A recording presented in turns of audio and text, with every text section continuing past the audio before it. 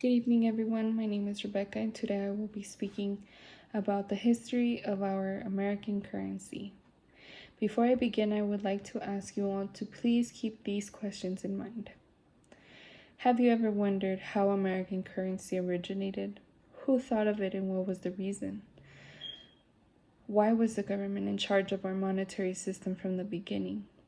Well, I am here to give you some insight on why American currency has come to be what it is today. As we all know, the foundation of our economy depends on supply and demand.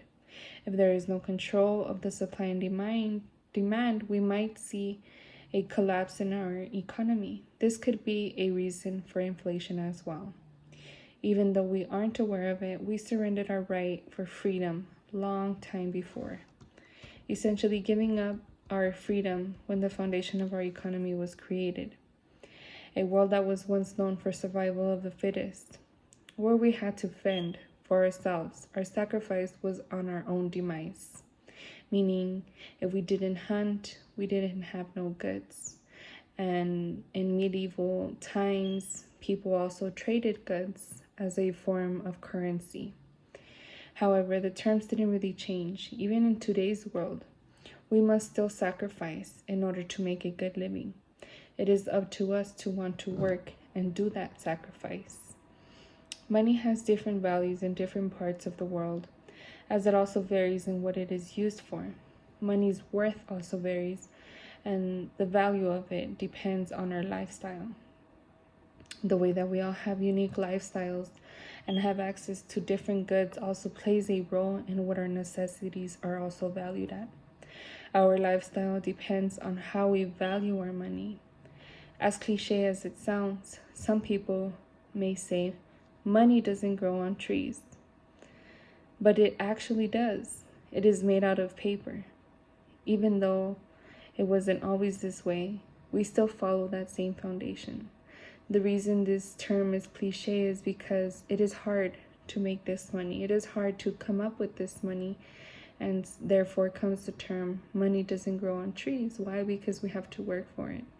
However, literally speaking, it is made out of paper, and we need trees to make paper, therefore we need trees to make money. However, if you put this into simplest terms, money is in exchange for gold, as it was in medieval times. In medieval Europe, we needed gold and silver in exchange for money. Money's worth was valued different then as it is now. Now we don't exchange gold.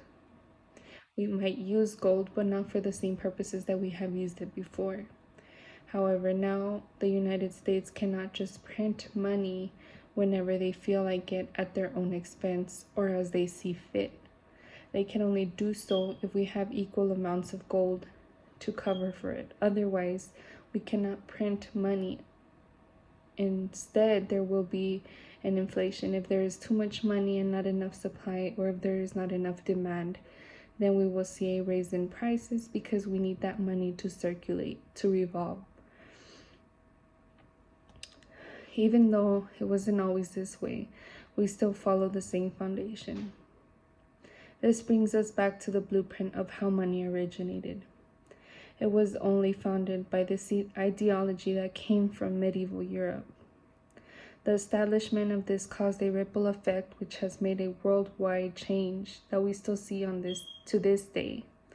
The government's intent in introducing currency to America was to regulate our economy, and not only to regulate, but to stabilize our economy. We became modernized and civilized. As our economy grew, so did the demand and supply for our goods. I find that the insight of the culture in America's currency was to formalize so that we wouldn't struggle to only survive, but to have other options to provide food and clothing to our families one way or another. It was no longer survival of the fittest, but we had a new form of providing. In conclusion, I feel this way was a way of modernizing, like many others have pros and cons.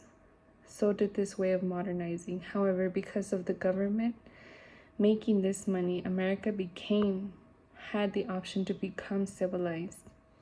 I hope I was able to successfully provide information regarding the history of American civilization and Americans' history of currency.